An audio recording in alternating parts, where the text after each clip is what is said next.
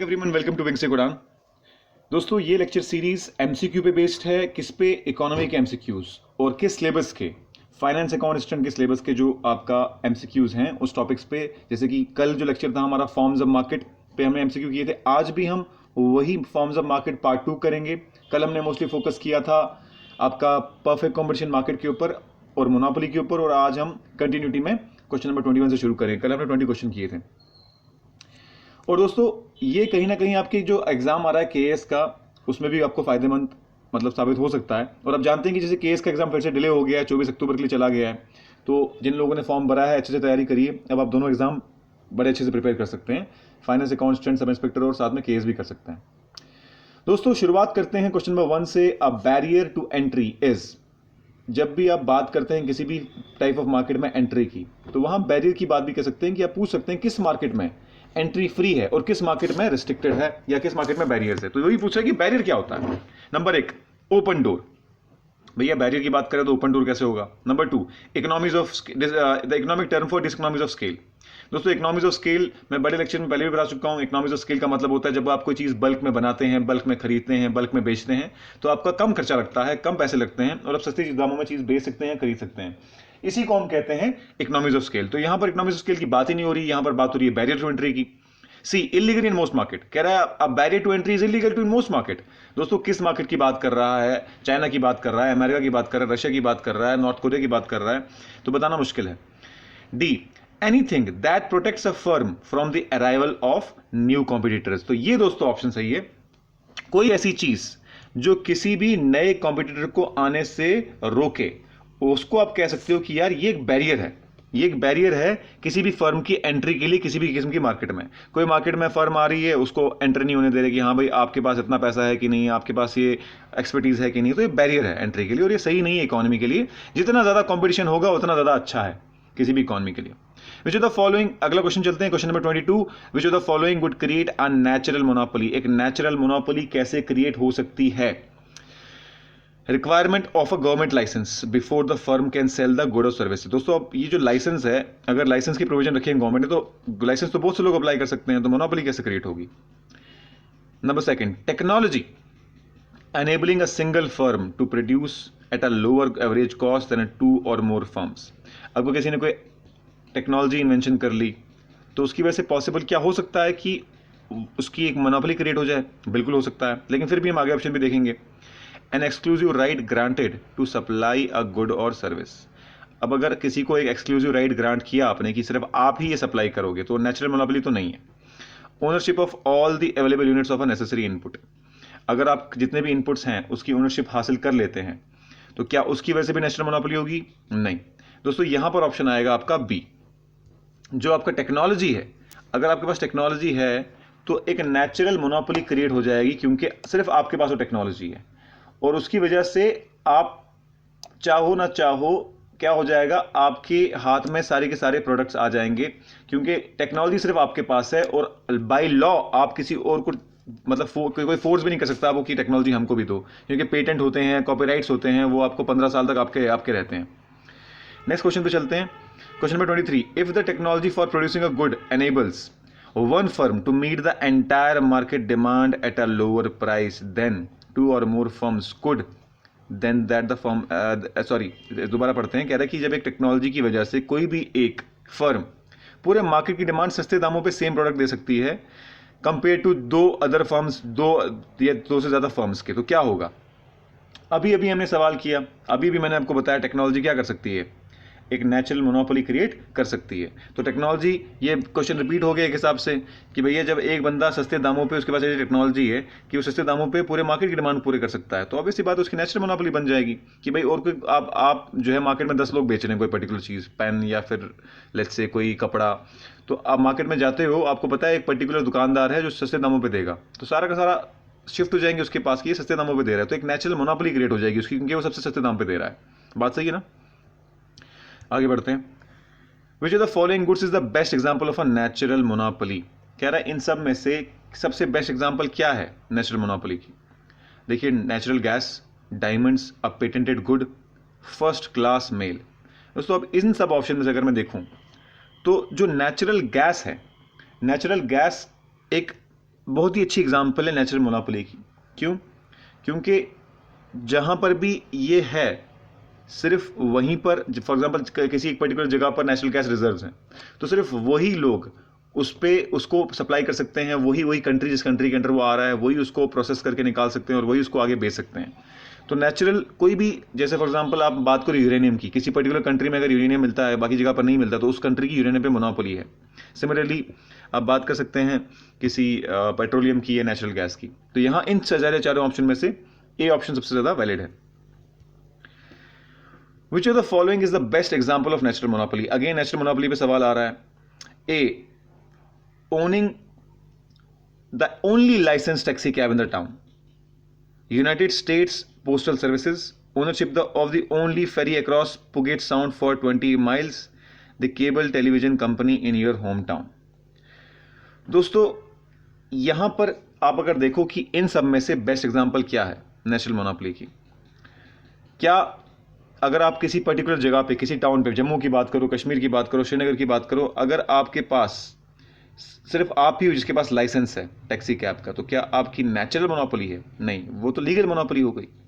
United states postal service, भाई postal service है तो वो भी एक हिसाब से लीगली एक बॉडी बनाई गई है, तो उसमें आपने पोस्टल सर्विसेज क्रिएट किया है, तो ऐसा नहीं कि वो नेचुरल मोनोपोली है, वो भी by virtue of legal monopoly है।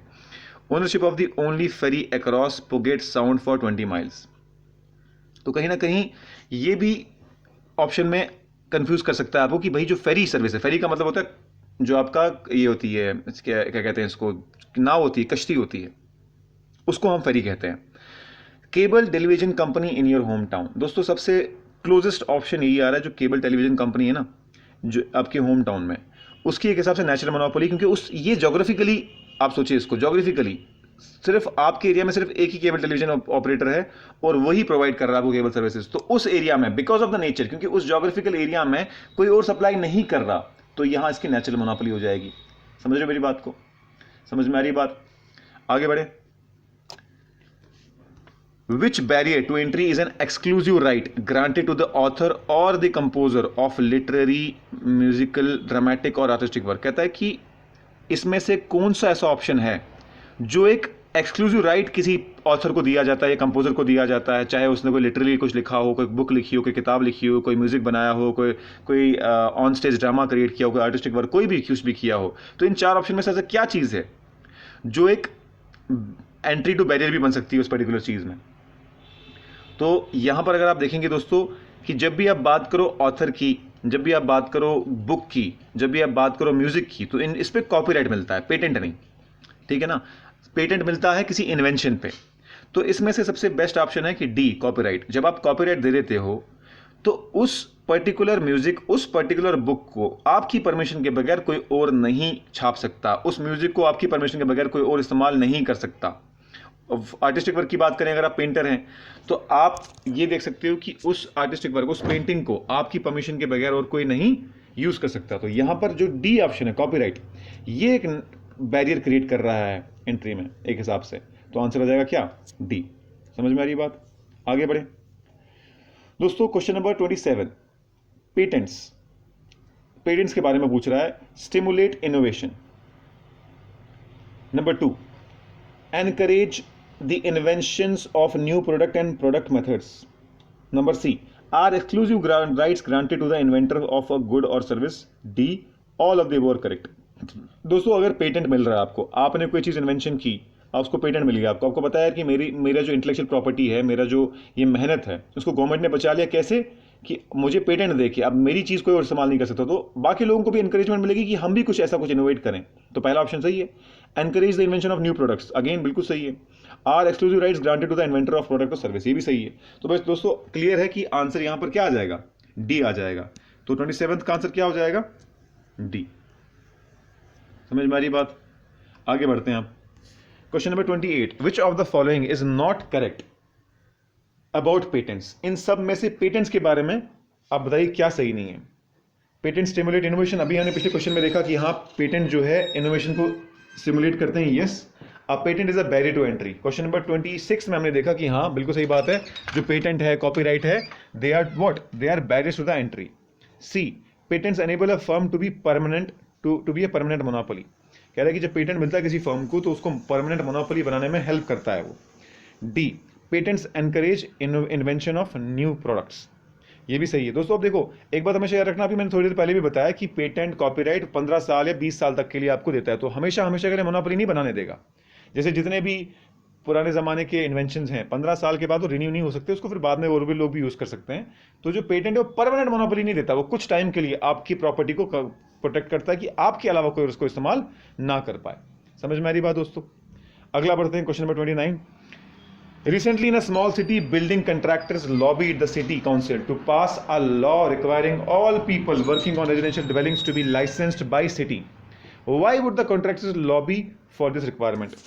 कह रहे हैं कि अभी भी एक छोटी सिटी में जितने भी कॉन्ट्रैक्टर्स थे, उन्होंने जो वहाँ की लेजिस्लेचर थी या वहाँ का जो मेयर था, उनके साथ लॉबी करके उनने एक लॉ पास करवाया कि भाई अगर आपको जो भी लोग काम कर रहे हैं रेजिडेंशियल जगहों पर, तो उनको लाइसेंस मिलना चाहिए मेयर से या उस पर्टिकुलर म्यूनसिपैलिटी से। तो ऐसा क्यों करेंगे वो लोग? सोचने की बात ये है दोस्तों, to reduce the cost of building dwellings. क्यों? अगर आप लाइसेंस लगा रहे हो, जो लोग काम कर रहे हैं, जो कंस्ट्रक्शन वर्क में काम कर रहे हैं, अगर उस पर लाइसेंस आप लगवा रहे हो तो उससे कॉस्ट ऑफ बिल्डिंग कम कैसे होगा? इनफैक्ट बढ़ेगा। लोगों को अपने लाइसेंस के लिए पैसे खर्चने पड़ेंगे, फिर जो काम करेंगे वो बिल्डिंग पे तो ज़्यादा पैसे चार्ज करेंगे, तो कॉस्ट कम नहीं होगा। There is no good explanation for this type of lobbying. ये भी ऑप्शन हो सकता है, लेकिन पहले हम COD देखते हैं।